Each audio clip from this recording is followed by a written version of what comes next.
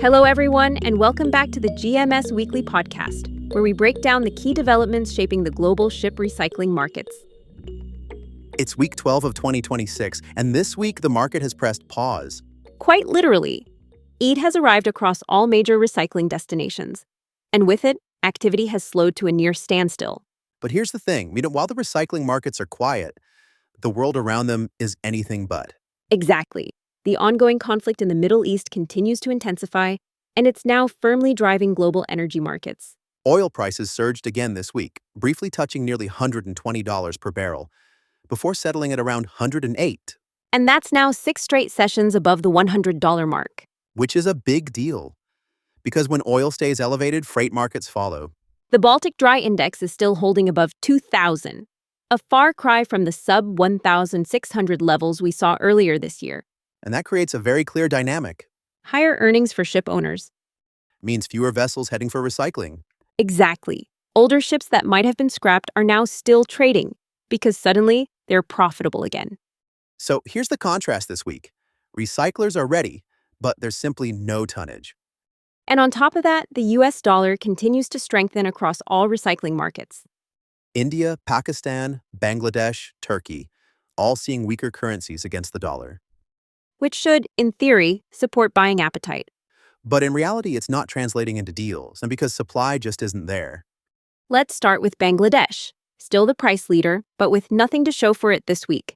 Exactly, best prices in the market, but zero transactions.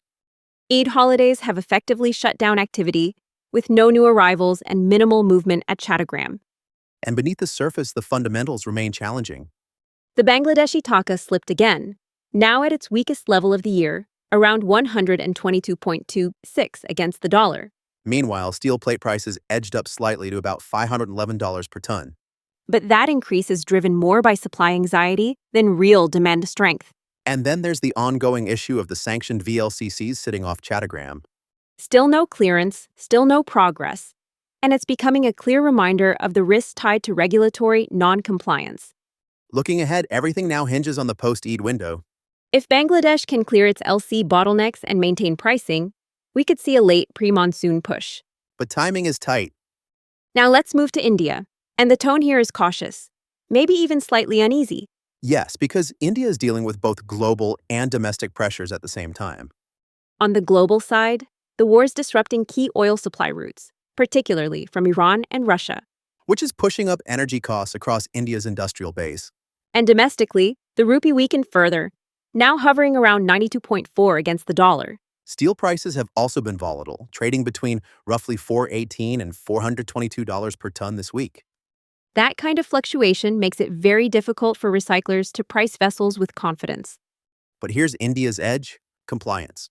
Exactly. Along remains the leader in HKC-certified yards. Which means when green tonnage does start flowing, India is well positioned to capture it. For now, though, it's a waiting game. Now Pakistan, and this is where things get a bit more interesting. Yes, because despite the Eid slowdown, sentiment is actually improving. Steel prices held firm at around $591 per ton, among the strongest in the region. And the Pakistani rupee remains stable at about 279 against the dollar. That stability is a big advantage right now, especially compared to the volatility elsewhere. There's also a potential geopolitical upside. Exactly. With disruptions in the Gulf, some tankers may start diverting toward Gadani for recycling. Pakistan's proximity to the region could work in its favor. And importantly, progress on HKC compliance continues. More certified yards are coming online, which expands Pakistan's ability to attract green recycling tonnage. So while volumes are still low, the direction here is clearly improving. And finally, Turkey, where things have gone quiet again. After a busy start to the year, Aliaga has slipped back into dormancy. The Turkish lira hit another low this week, around 44.3 against the dollar. Which continues to inflate the cost of acquiring vessels priced in USD. Steel prices also softened slightly, with scrap prices down about $4 per ton. And the regulatory shadow from the Ege Çelik delisting is still weighing on sentiment. So overall, Turkey remains under pressure and largely inactive. When you zoom out, this week is really about a pause, but not a reset. Exactly. The underlying pressures, war, oil, currency volatility, are still firmly in place. And perhaps the most important takeaway is this: supplies missing, High freight earnings are keeping ships trading longer. which means recyclers may have to wait before meaningful volumes return.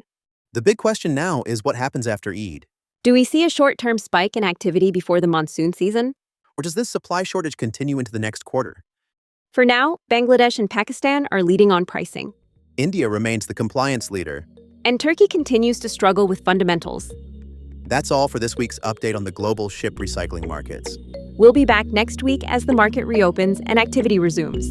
Until then, stay safe and see you next week.